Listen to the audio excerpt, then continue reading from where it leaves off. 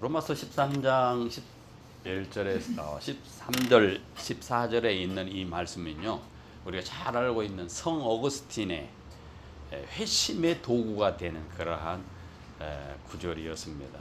성 어거스틴이 참회록을 보면은요, 자신의 어떤 그 내면적인 고통, 회심 과정을 거기서 쫙 이렇게 그리고 주고 있는데, 여러분 시간 되면 꼭 어거스틴의 참회록, 고백록을 한번 읽어보셨으면 좋겠어요.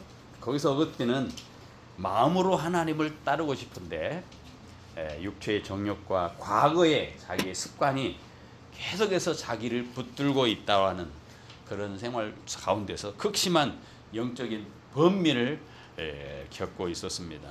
마음은 원이로 돼 육신이 약하도다 하는 그런 것처럼 무거운 마음을 이기지 못하는 그는 밀라노의 집의 작은 정원 무화과 나무 아래에서 달려가 눈물을 흘리면서 그가 그렇게 고백하지요. 주님, 언제까지입니까? 왜 나의 이 더러운 죄악이 지금 당장 끝나지 않은 겁니까? 왜 이렇게 고통스럽습니까? 라고 이렇게 부르짖었습니다. 그런데 그 순간 이웃집에서 들려오는 아이들의 목소리가 있어요. 소리가 있었습니다. 톨레네게 톨레네게 톨레네게 톨레네게. 하나님의 명령을 이라고 받아들인 거예요. 톨레네게 톨레네게. 좀 무슨 말이냐? 읽어라. 들어서 읽어라 하는 게, 집에 들어와서 방으로 들어와서 사도 바울의 서신을 딱 읽는데 로마서를 딱 펴는 로마서 말씀이 딱 펼쳐졌습니다. 로마서를 딱 읽는데 로마서 13장 14절 13절 14절을 오늘의 본문의 말씀을 딱 눈에 들어오는 거예요. 이 말씀을 읽고 그의 마음에 평안의 빛이 가득하기 시작했습니다. 오랜 시간 그를 괴롭혔던 모든 의심과 번민, 이런 것이 어둠이 한순간에 다 사라졌습니다. 이 말씀이 인간을 변화시키는 강력한 능력이 있구나라는 하는 것을 보여주는 대표적인 그러한 사례로 해석을 할 수 있습니다. 어거스틴이 이 말씀을 듣고 회심했다. 마음의 평안을 누렸다.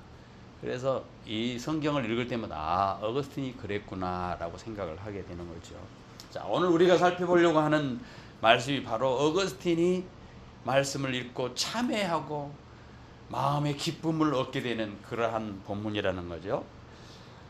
우리가 읽었던 오늘 말씀 이전에 사도 바울은 지난 시간에 사랑에 대해서 얘기를 했습니다. 사랑은 율법의 완성이니라. 여러분, 사랑에 대해서 얘기를 했던 이유가 뭘까? 그 이유는 오늘 본문에서 우리가 알 수가 있는데, 이 사랑에 대해서, 율법이 완성인 이 사랑에 대해서 말하는 이유, 사랑해야 될 이유에 대해서 왜 그렇게 사랑해야만 할까? 그것은 바로 때가 가까웠음이나 라고 하는 표현 속에서 우리가 그 이유를 알게 됩니다. 성도는요, 과거의 은혜, 내가 받은 은혜만 기억하는 사람이 아니라 장차 오실 주님을 기다리면서 오늘이라고 하는 날을 살아가는 사람들이에요. 은혜 받았다, 그것만 생각하는 것이 아니라 앞으로 주님께서 어떤 일을 하실까, 그것을 기다리면서 살아가는 사람이 성도라는 것이죠.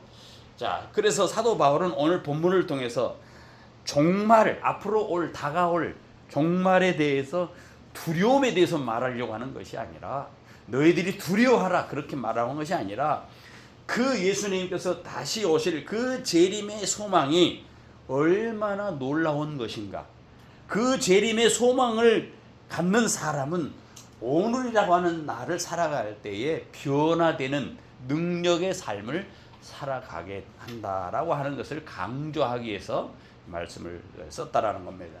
그래서 오늘 우리가 읽었던 성경 말씀 중에 보니까 잠에서 깨어나라. 때가 어때냐 지금. 너희가 이 시기를 알지니 자다가 깰 때가 되었다. 잠에서 깨어나라. 또 어둠의 일을 벗어버려라. 우리가 어둠의 일을 벗고 빛의 갑옷을 입자. 즉 예수 그리스도를 옷 입자, 이런 표현들이 나오는데요. 여러분 얼핏 보면은 단순히 우리가 이 말씀을 보면 우리가 예수 믿는 사람이 또 도덕적으로 살라는 말이구나, 도덕적인 훈계구나, 도덕적인 삶을 살려고 하는 결단이나 촉구로 우리가 들릴 수 있습니다만은, 그러나 사도 바울은 이 권면을 던지는 근거가 있었어요. 이렇게 말하는 근거가 있었단 말이죠. 그게 뭐라? 11절에 그렇게 시작하는 거예요.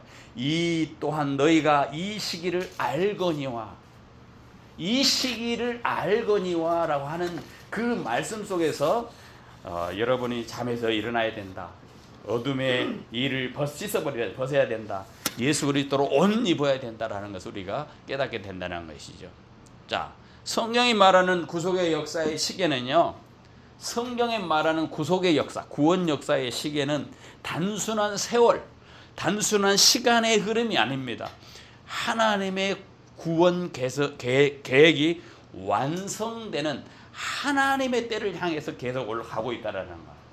우리가 하루하루 밥 먹고 활동하고 또 저녁이 되고 이렇게 하는 시간들이 우리가 시간이라고 생각하지만, 그 시간 속에서 우리는 단순히 시간이 흐르고 있다고 여기고 있을지 모르지만, 하나님 편에서 볼 때는 하나님이 우리를 향한 구원의 그 계획을 완성해 가는 그 계획이 계속 완성된 단계로서 계속 향해 가고 있다는 것입니다.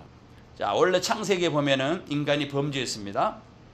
그래서 온 세상이 죄와 사망이라고 하는 어둠의 밤이 인간에게 들어온 겁니다. 그러나 하나님은 그 어둠 속에서 그냥 방치하시는 것이 아니라 어둠 속에 구원의 빛을 약속하지요.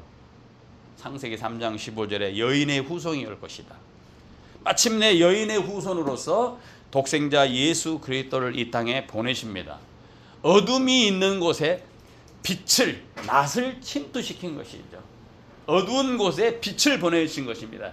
이제 이 빛으로 오신 분이 누구냐? 바로 예수 그리스도였다라는 겁니다. 그러기에 그 예수 그리스도의 십자가의 빛이 우리가 지금 깊은 잠에 잠에 빠져 있다면 그 영적인 잠을 깨우는 근거가 된다라는 사실입니다. 그래서 11절에 그런 표현을 쓰고 있어요. 우리 같이 11절 같이 읽어봅니다. 또한 너희가 이 시기를 알거니와 자다가 깰 때가 벌써 되었으니 이는 이제 우리의 구원이 처음 믿을 때보다 가까웠습니다. 성경에서 잠이라고 하는 말은요, 하나님을 향해서 영적인 무감각, 사망의 그늘, 그런 것을 의미합니다. 아담이 범죄한 이후에 모든 사람들은 영적인 깊은 잠, 영적인 죽음의 상태에 빠지게 되었죠. 우리 스스로는 아무리 그 잠에서 깨어날 수가 없었습니다. 어둠을 헤쳐나올 수도 없었습니다. 그래서 구속의 은혜가 우리를 찾아오게 된 것이죠. 허물과 죄로 죽었던, 잠들었던 우리를 예수 그리스도의 복음을 전파되었고, 성령 하나님이 우리의 각 사람의 영을 깨웠다라는 거예요. 잠든 영혼을 깨웠다라는 겁니다. 사람의 영적인 잠에서 깨어나는 것은 내 의지, 내 노력, 내 산물이 아닙니다. 십자가에 죽으시고 부활하신 어둠의 권세를 깨뜨리신 예수 그리스도의 구속의 사건이 우리를 영적인 무감각에서 깨우는 유일한 능력이라는 사실 우리가 기억해야 됩니다. 그래서 우리는 살아났습니다. 그리고 우리의 구원은 처음 믿을 때보다 가까워졌다. 그래서 주님이 다시 오심을 가까울수록 보는 우리는 나 자신의 열심을 의지하는 것이 아니라 나를 깨우신 그 구원의 그리스도, 예수 그리스도의 구원의 은혜에 반응하면서 우리가 깨어나는 삶을 살아가야 된다는 것이죠. 깨어났는데, 깨움을 당했는데 왜 잠을 자고 있느냐 이런 거예요. 거기에 반응하라는 것이죠. 그래서 오늘 11절에 뭐라고 표현하고 있냐면은 우리의 구원이 처음 믿을 때보다 가까웠다. 여기서 구원은요, 단순히 예수 그리스도를 믿을 때 얻는 칭의, 그것을 뛰어넘는 겁니다. 앞서서 예수 그리스도를 믿어서 의롭게 여김 받는다, 칭의에 대한 얘기를 했지요. 구원받은 거, 칭의를 얻는다, 그걸 끝나는 것이 아니라는 겁니다. 그 구원을 얻은 사람은, 칭의를 얻은 사람은 어떻게 하느냐? 예수 그리스도께서 다시 오실 때에 완성될 최종의 그 영광을 바라본다는 거예요. 그러면서 그 영광을 향해서 매일매일 우리는 성화의 길을 가게 되는 거예요. 점점 바뀌어가는 거죠. 하루아침에 안 되죠. 점점 바뀌어가는 겁니다. 예수를 믿으면 하루아침에 죄인이 막 뚝딱하게 신분의 변화는 일어나지만 성품상에 보면은 바뀌는 게 하루아침에 확 안 바뀌어 있지 않아요. 계속해서 죄를 범하고 실수를 하고 나쁜 짓도 하다가 다시 돌이키고 오고 다시 돌이키고 이렇게 하는 그런 과정을 걸치잖아요. 그래서 사도행전에 그랬잖아요. 사도 바울 오락 공고한 사람이로다. 누가 나의 사망에서 몸에서 나를 건져내랴. 마음은 원하지만 내 육신이 양액해서 그렇게 못하고 있는 그 절망을 바라보고 그렇게 고백을 했던 것이죠.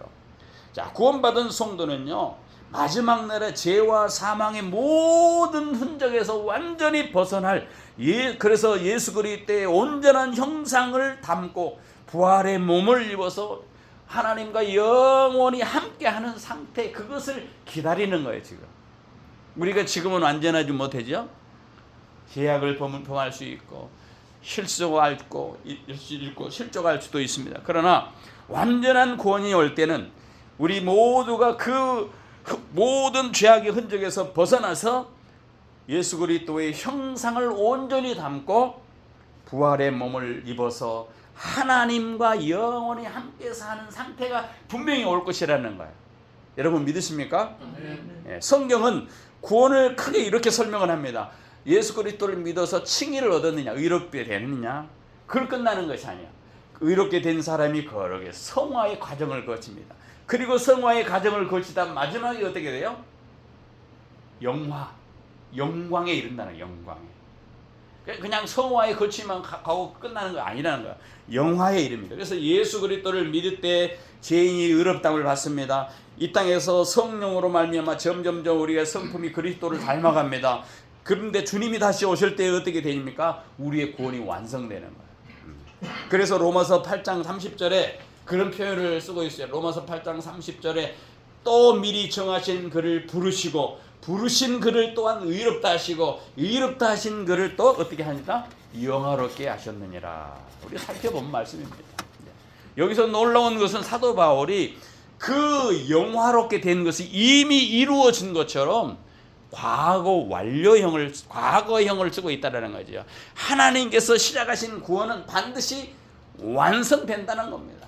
하나님이 예정하셨고 하나님이 부르셨고 하나님이 부른 자를 의롭다 하셨고 의롭지 않은 자를 마침내는 영화롭게 하실 것이다.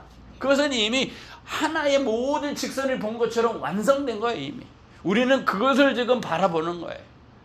그래서 뭐로 표현을, 우리의 구원이 가까워졌다, 처음 믿을 때부터 그렇게 표현을 하고 있는 겁니다. 그래서 이 영화의 절정이 어디 있냐? 하나님과 영원히, 하나님을 영원히 보는 것, 하나님과 영원히 함께하는 것이라고 표현하고 있습니다. 요한계시록 21장에 보면은 하늘나라의 모습이 나오지요. 요한계시록 21장 우리 찾아봅시다. 3절에서 4절 말씀. 요한계시록 21장 3절에서 4절에 있는 말씀을 같이 한 목소리로 말씀을 읽도록 하겠습니다. 자, 자신 줄 알고 21장 3절 4절 읽습니다. 시작. 내가 들으니 보좌에 큰 음성이 나서 이르되 보라, 하나님의 장막이 사람들과 함께 있으매 하나님이 그들과 함께 계시리니 그들은 하나님의 백성이 되고 하나님은 친히 그들과 함께 계셔서 모든 눈물을 그 눈에서 닦아주시니 다시는 사망이 없고 애통하는 것이나 곡하는 것이나 아픈 것이 다시 있지 아니하리니 처음 것들이 다 지나갔음이로라. 죄도 없고 죽음도 없고 눈물도 없는 그 영원한 영광의 상태에 이르게 된다는 거죠. 그러므로 그리스도인의 최종적인 영화는 단순히 죽어서 천국 간다는 것을 훨씬 뛰어넘는 깊은 의미가 있습니다. 부활한 몸으로 새 하늘과 새 땅, 신천지에서 하나님과 영원히 함께하며 그리스도의 영광에 참여하게 된다, 이렇게 우리가 알 수 있는 것이죠. 이것을 한 문장으로 표현하면 이렇습니다. 그리스도인의 최종적인 영화가 뭐냐? 예수 그리스도께서 다시 오실 때에 우리의 몸까지 완전히 구속하는 거예요. 죄와 죽음에서 완전히 해방돼서 예수 그리스도의 형상을 완전히 담게 하시며 하나님과 영원히 함께 하시는 구원의 완성이 반드시 있을 것이다. 그게 11절에서 표현한 우리의 구원이 처음 믿을 때보다 어떻게 있다? 가까웠음이라 이렇게 표현하고 있는 겁니다. 이러한 구원의 빛이 우리 어둠의 옷을 벗게 하는 거예요. 이 어마어마한 구원을 우리가 묵상하면 묵상할수록 이 구원의 큰 빛을 우리가 더 많이 쬐면 쬐을 수 있을수록 우리는 어둠의 옷을 벗게 됩니다. 그래서 12절 같이 읽어봅니다. 로마서 13장 12절 시작. 밤이 깊고 낮이 가까웠으니 그러므로 우리가 어둠의 일을 벗고 빛의 갑옷을 입자. 그래서 이제 어둠을 벗어버리고 빛을 입게 된다는 거죠. 밤이 깊다. 밤은 문자적으로 그냥 일반적으로 우리가 깜깜한 것만 의미하지 않습니다. 여기서 밤이라는 것은 하나님을 알지 못하는 무지, 죄의 시대, 죄와 사망, 사탄이 지배하는 이 시대가 뭐냐? 밤이라는 거예요.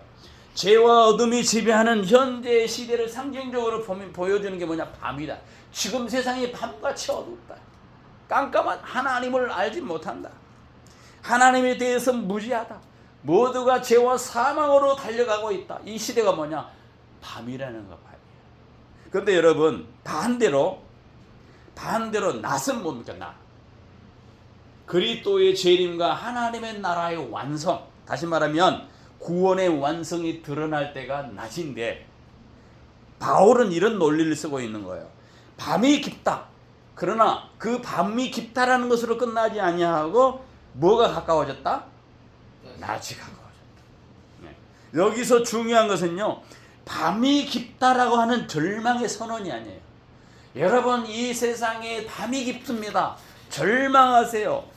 두려워하세요. 염려하세요. 그런 뜻이 아니라 밤이 깊다라는 그 말씀 속에는 이 시대에 죄가 깊어지고 있습니다. 여전히 이 세상은 죄가 있고 여전히 악이 있고 하나님을 거역하는 일이 있습니다. 그러나 밤이 깊었으니까 절망하라 그렇지 않고 오히려 정반대, 밤이 깊었으니까 낮이 가까워지고 있어요.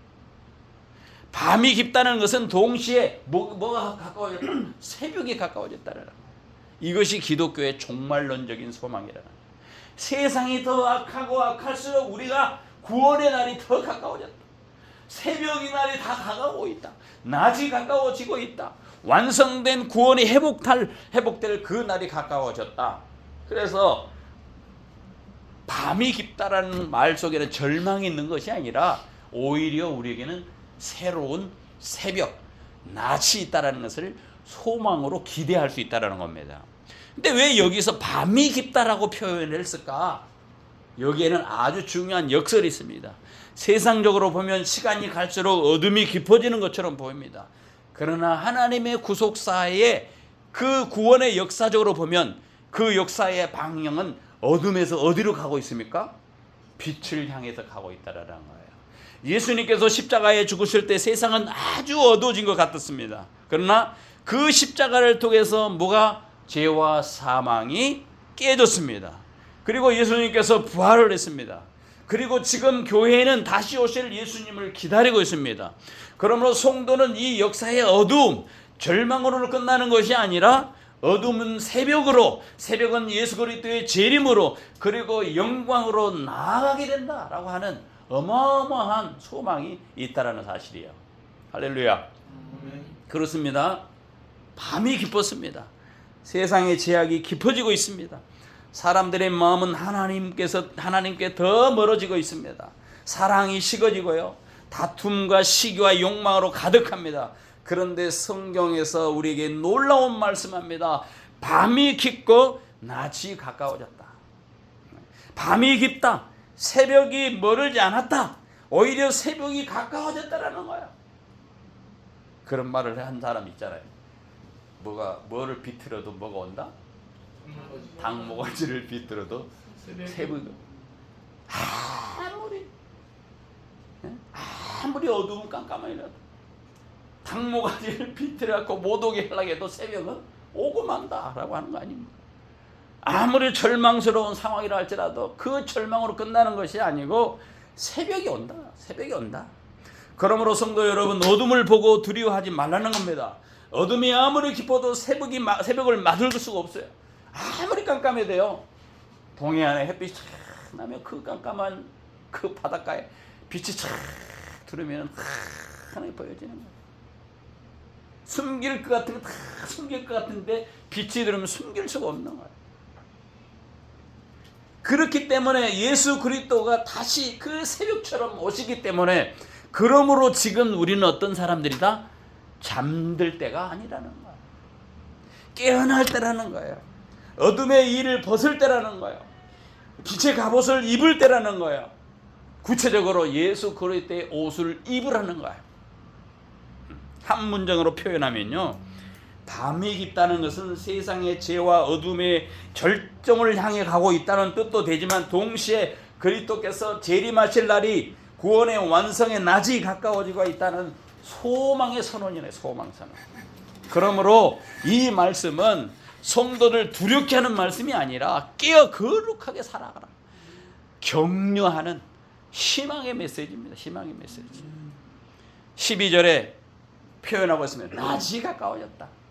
낮은 예수 그리스도에서 재림하게 완성될 새 시대입니다. 새 시대. 그리스도께서 십자가로 어둠의 권세를 치명상 입으시고, 이 세상의 밤은 이제 띄우뚱 기울어졌지만은 참빛 새 아침이 밝아오고 있다라는 거예요. 이미 와 있다. 과거 완료해서 이미 와 있는 거예요. 이미 김박성을 담고 있어. 예수님이 재림하실 때가 곧 다가오고 있다. 천상적 영광이 곧 임할 것이다. 그걸 선언을 하고 있는 겁니다. 그래서 바울은 이 구속사의 한 전환점에서 우리가 어둠의 일을 벗어버리고 빛의 갑옷을 입자, 이렇게 선포하고 있는 것입니다. 벗자, 입자. 아주 중요한 메시지입니다. 신앙생활은요, 죄를 버리는 것에도 끝나지 않습니다. 뭐를 해야 돼요? 거룩을 입어야 되는 거예요. 빛의 갑옷은 단순히 착하게 살라는 거 아닙니다. 빛의 갑옷을 입자라고 할 때 그 착하게 살려는 것이 아니라, 사도 바울은 예수 그리스도께서 다시 오실 때 가까워졌으므로 어둠의 일을 벗어버리고 그리스도에게 속한 사람답게 그렇게 살아가라. 왜 빛의 갑옷이라고 했을까요? 갑옷은요, 전쟁을 할 때 입는 그러한 방어 장비입니다. 바울은 그리스도인의 삶을 영적인 전쟁으로 지금 묘사하고 있는 거예요. 예수를 믿었다고 해서 세상의 죄와 유혹이, 싸움이 끝난 것이 아닙니다. 예수를 믿었다고 해서 모든 것이 다 문제가 잘 끝난 것이 아닙니다. 오히려 성도는 세상 가운데서 이 세상의 죄악과 이 사악한 데서 어둠과 싸우면서 살아가는 사람들이에요. 그래서 사도 바울은 우리에게 말하는 빛의 옷을 라고 말하지 않고 빛의 갑옷을 입자고 얘기했어요. 빛의 옷을 입으세요 말하는 것이 아니라 빛의 갑옷을 입으라는 거예요. 전쟁터 같은 세상이라는 거예요. 빛 가운데 살아가라는 말은 어둠 가운데 싸우며 살아라는 그런 말이 있는 거예요.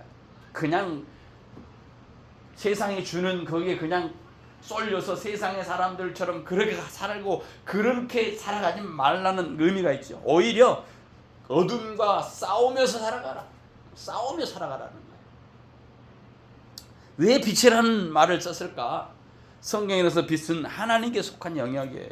반대는 어둠은 죄, 거짓, 방탕을 상징적으로 말합니다. 그래서 구체적으로 사도 바울은 이렇게 말을 합니다. 13절, 로마서 13장 13절에 낮에와 같이 멋지게 하라.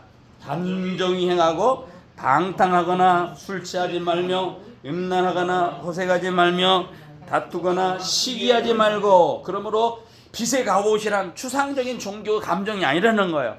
거룩하게 살고 정직하게 살고 사랑으로 살고 욕망에 끌리지 않고 다툼과 시기를 버리고 그리스도를 따르는 삶이어야 된다라는 거예요.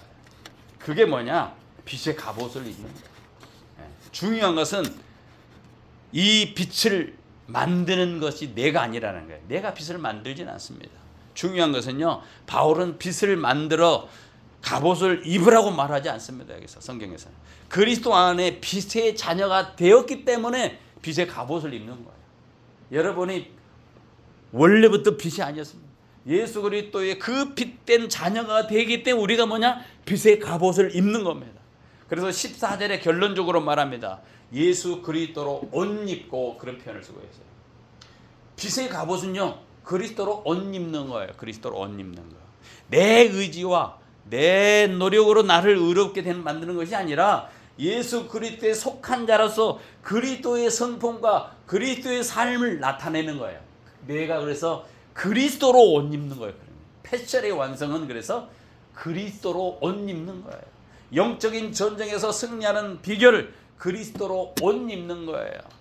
왜 내가 빛의 갑옷을 입어야 했느냐? 밤이 깊고 가까웠기 때문에 그렇다라는 거예요. 12절의 핵심은 여기였습니다. 밤이 깊다. 네. 낮이 가까워졌다. 그러므로 빛의 갑옷을 입어야 된다는, 이렇게 표현하고 있는 거예요.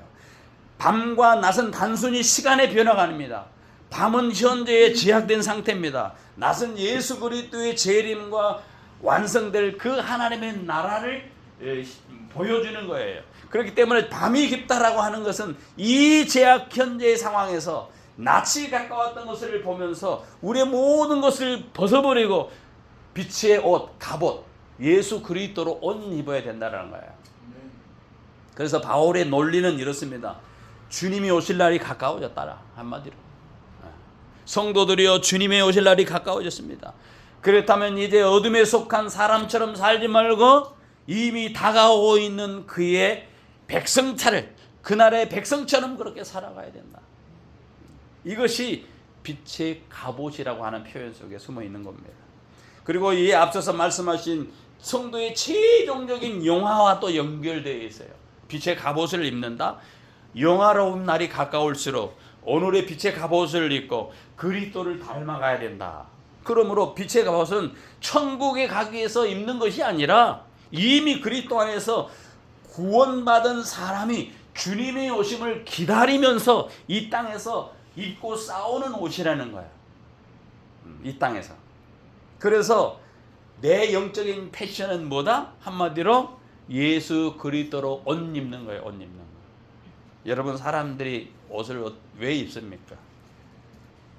실용적인 면이에요. 뭐 날씨 덥거나 뭐 춥거나 뭐 이럴 때 옷을 입잖아요. 사회적인 지위를 나타낼 때도, 그리고 개성을 나타낼 때도 있습니다. 어떤 그 복장은 다 기능, 목적, 스타일이 있죠. 신체를 보호한다든가 유지한다든가 사회적인 표현을, 예의 범죄를 갖출 때는 이런 옷을 사람들이 다 입잖아요. 근데 그 옷을 입는데 요즘은 이 옷이 자신의 개성을 드러내는 겁니다. 요즘 제 아이들이 옷 입는 걸 보면 참 대단하죠. 이렇게 입고 있어요. 옛날 한복도 아니고 뭣도 아니고 막 이러잖아요. 아, 예전에 한번 저기 이제 해수욕장 갔더니 그 모래바지, 그 긴 바지를 이렇게 그거 입고 옷도 위에 옷도 이렇게 누더기 같이 이렇게 뭐 걸어다니. 그게 패션이라는 거야, 패션. 그 더운데 그걸 입고 오고 있어.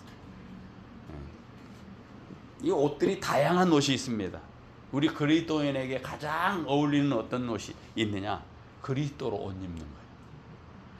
그리스도로 옷 입는 거예요. 그리스도의 의를 옷 입는 생활 방식, 이게 우리에게 있다라는 거죠. 그것이 바로 뭐냐? 어둠의 행실들을 벗어버리는 것이죠. 대조적인 세상을 여기서 언급을 하고 있어요. 13절 14절 같이 한번 읽어봅시다. 낮에와 같이 단정히 해가고 방탕하거나 술 취하지 말고 음란하거나 호색하지 말고 다투거나 시기하지 말고 오직 주 예수 그리스도로 옷 입고 정약을 위하여 욕심의 일을 도모하지 말고. 여기 보면은 방탕과 술 취함이는, 이게 한 쌍이에요. 방탕이라는 단어는요, 원래의 승전 축하할 때 행렬이었습니다. 근데 나중에 어떻게 되느냐? 난잡한 밤의 술잔치로 변질된 거예요. 너무나 감기가 있는데 이게 변질되어서 막 난잡해진 거예요. 술잔치가 된 거예요. 그래서 방탕과 술 취함은 무절제와 쾌락과 중독된 태도를 말하는 겁니다. 우리가 술 취하지 말아야 된다. 방탕하지 말아야 된다. 무절제하게 중독적인 태도를 가지고 살아가서는 안 된다. 이 세상에서. 또 여기 또 나오죠. 음란과 호색하지 말고.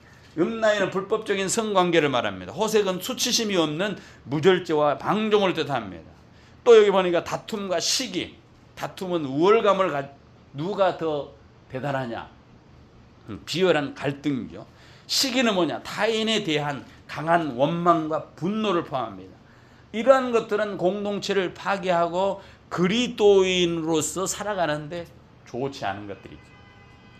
여기 13절에 나열된 방탕, 술 취함, 음란, 다툼, 시기 모두 다 인간이 하나님을 떠날 때 스스로를 채우려고 할 때 나타나는 죄의 열매들이에요. 하나님을 떠나면은 나타나는 증상들이 이런 것들이라는 거예요. 그러나 사도 바울은 결론적으로 이 어둠의 제약을 이기는 핵심 비결을 여기서 제시합니다. 어떻게 하느냐? 13절에 낮에와 같이 단정히 행하라. 그리스도의 삶은 생활 방식이나 행실을 품위 있게 하라는 거야. 어울리게 낮에와 같이 단정히 하라는 말은요, 그리스도의 생활에 어울리게 낮에의 모습으로 어울리게 행동하라는 거예요. 모든 사람이 보는 대낮에 행동하듯 하나님 앞에서 부끄러움이 없는 정직한 삶을 살아가는 것이 뭐냐? 바로 낮에와 같이 단정히 행하는 겁니다. 자, 그래서 14절 이하에 보니까 그 낮에와 같이 단정히 행하는 삶에 대해서 꼭 여기서 마지막으로 이렇게 얘기합니다. 14절 하반절에 오직 주 예수 그리스도로 옷 입고 정욕을 위하여 육신의 일을 도모하지 말라. 영적인 필성의 완성은 뭐냐? 적극적으로 그리스도를 옷 입는 거예요. 주 예수 그리스도를 옷 입으라. 중동에서는요, 언약의 관습에서 옷을 바꿔 입는 그런 것이 있었어요. 상대방의 옷을 서로 바꿔서 입는 거예요. 그래서 내가 저 사람의 옷을 입으면 나는 저 사람과 이제 동일시 된다. 같이 같다라는 거예요. 어떤 사람을 어떤 옷을 입느냐에 따라서 그 당시의 문화, 그 당시에서 문화에 사용되었던 원칙을 받아들인다. 내가 그 옷을 입으면 유행을 왜 따라갑니까? 다른 사람이 다 하니까 나도 그렇게 해보고 싶어서 그 옷을 입잖아요. 똑같은 게 그것을 받아들인다는 의미가 있는 것이죠. 본받는다 의미가 있어요. 그 사람처럼 나는 된다라는 의미가 있어요. 옷을 입는다는. 우리가 그리스도의 옷을 입는다라고 할 때는 그리스도같이 된다라는 의미가 있어요. 그것을 추구한다는 의미가 있어요. 고대 유대 관습에서는요, 옷을 입는 것은 신의 영광에 참여하고 신의 영광을 입는다라는 그런 의미가 있어요. 영혼이 불멸의 옷을 입는다. 그런 의미가 옷을 입는다 속에 함축되어 있습니다. 단순히 겉모양만 바꾸는 것이 아니라 그리스도의 옷을 입는다는 것은 그리스도와 친밀하게 내밀한 그런 관계를 갖게 된다라는 의미가 있어요. 그래서 갈라디아에서 3장 27절에 누구든지 그리스도와 합하기 위하여 세례를 받는 자는 그리스도로 옷 입었느니라, 그 표현을 써요. 세례 받았다. 그 사람은 그리스도와 하나 되었다. 신분적인 변화가 일어났다는 거야. 내가 그리스도로 옷을 입게 됐을 때 나는 이제 앞서 말하는 거 정욕을 따라서 육신의 정욕을 도모하는 것이 멀어져야 된다는 거죠. 그죠? 앞에서 얘기했던 거 있잖아요. 우리에게 이런 것을 버려라. 앞서서 말한 그런 것들을 다 벗어버리는, 단정히 행하는 겁니다. 우리 육신의 그리스도의 옷을 입는 것은 정욕을 위하여 육신의 일을 도모하지 않는 것이 되는 겁니다. 신자는요, 예수 그리스도를 믿었기 때문에 예수 그리스도가 우리 속에 빛으로 들어왔고 그 빛을 받아들이는 사람, 빛의 자녀이기 때문에 우리는 어떤 사람들이냐? 그리스도의 리더십, 그리스도가 주관하는 것을 인정해야 돼. 주인이라는 것을 고백하고 인정하고 우리의 모든 동기와 모든 욕망과 우리의 모든 그 통제를 그리스도에게 두는 거예요. 그래서 그리스도로 옷 입었다 하면 그리스도가 한 것처럼 우리도 그렇게 해야 된다는 그런 강한 의지의 말씀이 여기 있는 겁니다. 부정적으로 말하면 그것을 성경은 오늘 그리스도로 옷 입는다라는 부정적인 표현으로 뭐라고 썼냐? 정욕을 위하여 육신의 일을 도모하지 말라. 하나님과 원수가 되는 것, 자기 중심의 욕심을 채우려고 하는데 그렇게 하면 안 된다. 죄를 지기 위해서 미리 기회를 주거나 마음속에서 범죄를 계획하는 그런 정도로 마음을 내어버려져서는 안 된다는 거예요. 자, 여기서 마지막으로 우리가 육신의 일을 도모하지 않기 위해서 수칙이 있습니다. 몇 가지가 있는데 그건 뭐 생각해요? 먼저 육신의 일을 도모하지 않기 위해서 생각 단계에서 차단을 해야 돼요. 여러분, 우리가 세상에 나가서 이 말씀을 듣고 내가 육신의 일을 도모하지 않고 예수 그리스도로 옷 입고 살아야 되겠다 하는데 뭐를 해야 되냐? 제일 먼저 생각을 들어올 때 이 생각 단계에서 차단하라는 거예요. 모든 죄는 하나의 생각에서 시작됩니다. 이렇게 생각하고 저렇게 생각하는 거야. 어떻게 죄를 짓고도 들키지 않을까? 머릿속으로 계산하거나 상상하는 행위를 즉시 중단하라는 거야. 죄의 유혹이 마음에 떠오르는 즉시 죄의 생각에서 둥기를 틀지 못하도록 바로 생각을 바꾸는 거예요. 생각을 바꾸라. 또 있습니다. 두 번째로는 환경적 유혹 요인을 제거를 해라. 유혹이 이겨낼지 안 이겨낼 때 한번 시험해보자. 이렇게 하지 말라는 거예요. 그 핑계를 대고 내가 이걸 먹고 내가 이렇게 해가지고 내가 죄에 빠지는지 한번 해봐야 되겠다. 이렇게 하지 말라는 거예요. 육신에게 기회를 주는 여러 가지가 있죠. 인터넷이라든가 TV라든가 잡지라든가 이런 것들이 우리에게 육신의 정욕을 자극하는 그런 것들인데 그것을 과감하게 정리하라는 거예요. 그거를 쫙 빠져가지고 그렇게 보지 말아요. 그렇게 하지 말아요. 그렇게 들어올 환경적 요인을 먼저 제거하라는 거예요. 유혹이 예상되는 장소에 아예 발을 들어놓지 말라는 거예요. 내가 가가지고 한번 이겨볼까? 그렇게 하지 말라는 거예요. 선제적 대응이 또 필요합니다. 선제적 대응의 계획이 수립하기를 필요합니다. 뭐냐면 여러분이 알잖아요. 다 자기가 뭔 부분이 약한지. 돈에 약한 사람은 돈을 가지고 유혹하면 넘어가잖아요. 이성에 약한 사람은 이성에 대해 가서 넘어간단 말이에요. 다 그걸 자기가 알고 있어요. 그러면 내가 여기서 돈 준다? 유혹에 넘어갈 텐데 벌써 그것을 캐치를 하고 그렇게 했을 때 내가 어떻게 해야 된다? 협상하지 말고 달래려고 하지 말고 단호하게 거절해야 됩니다. 괜찮습니다. 그렇게 단호하게 거절해요. 요셉이 어땠습니까? 보디발의 아내가 유혹을 했을 때 요셉씨, 미스터 요셉씨 데이트합시다. 그래요? 시간이 없는데요. 그렇게 말하는 게 아니라 그냥 옷을 그냥 놓고 도망가 버렸잖아요. 그렇게 해라. 그렇게. 마지막 또 있습니다. 어떻게 해야 되느냐? 육신의 일을 도모하지 않기 위해서는 영적인 무장을 해요. 영적인 무장. 영적인 뭐냐? 하나님의 말씀을 마음에 새기는 거예요. 육신의 정욕을 대적하는 가장 효과적인 방법은 뭐냐? 하나님의 말씀을 내 마음속에 채워넣는 거예요. 자신의 의지력으로만 육신의 일을 이길 수 있다 생각하지 말라는 거예요. 내 의지로는 육신의 일을 넘어뜨릴 수밖에 없다. 육신의 일을 이길 수 없다라고 인정을 하고 매 순간 하나님 나의 연약함이다. 말씀을 채워넣습니다. 성령 하나님께서 나를 붙들어 주십시오. 성령의 능력을 의지합니다. 육신의 행실을 죽여주십시오. 성령 때 의지하는 거예요. 이렇게 함으로써 우리에게 나타나는 것이 뭐냐? 영적인 패션, 영적 전쟁의 패션인 그리스도를 옷 입는 것이라는 거예요. 그리스도를 옷 입는 거예요. 아침에 일어나서 실제 옷을 입듯이 아침에 일어나면 옷을 입잖아요. 깨어나는 거죠. 깨어날 때는 사람이 잠잘 때 가보면 잠옷 입고 있는 사람이 있잖아요. 12시가 됐는데 잠옷을 입고 있어. 오후가 됐는데 잠옷을 입고 깨어날 마음이 있는 겁니까? 없는 거잖아요. 잠옷을 안 입고 옷을 활동할 수 있는 옷을 벗어 입는 거죠. 근데 내가 일어나는 거예요. 실제로. 매일 아침 우리가 일어날 때 무엇을 입어야 된다? 그리스도로 옷 입고 자신을 주님으로 자기는 주로 모시고 그분의 통제 아래서 내가 살아가야 된다. 이게 그리스도로 옷 입는 거예요. 내 의지를, 내 생각, 내 욕망을 내려놓고 영적인 전쟁에서 이길 수 있는 옷을 입어야 돼요. 빛의 갑옷을 입어야 돼요.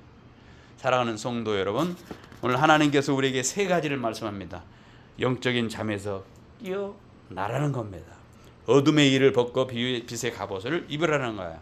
또 뿐만 아니라 주 예수 그리스도로 옷 입고 살아가라는 겁니다.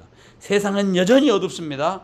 성도는 다가오는 새벽을 바라보고 살아가는 사람입니다. 그러므로 오늘 깨어서 기도하고 빛의 자녀답게 행하고 그리스도의 성품을 드러내도록 그리스도로 옷 입는 여러분과 제가 되기를 간절히 소원합니다.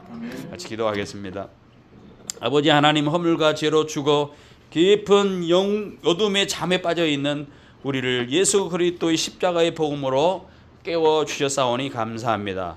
우리 스스로 수치를 가리려 했던 헛된 무화과 잎의 옷을 벗어버리고 독생성자 예수 그리스도의 피로 지으신 완전한 의의 옷, 구원의 옷을 입혀주심을 감사합니다. 주님, 세상의 어둠과 육신의 정욕에 미혹되어 다시 예전의 어둠의 옷을 기웃거리지 않도록 주님 도와주시옵소서.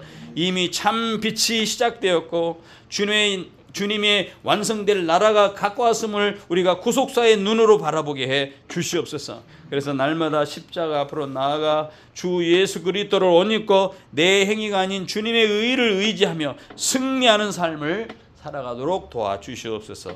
우리를 여전히 온전히 덮으시고 예수 그리스도 피로써 깨끗하게 해주신 예수 그리스도의 이름으로 간절히 기도드리옵나이다. 아멘.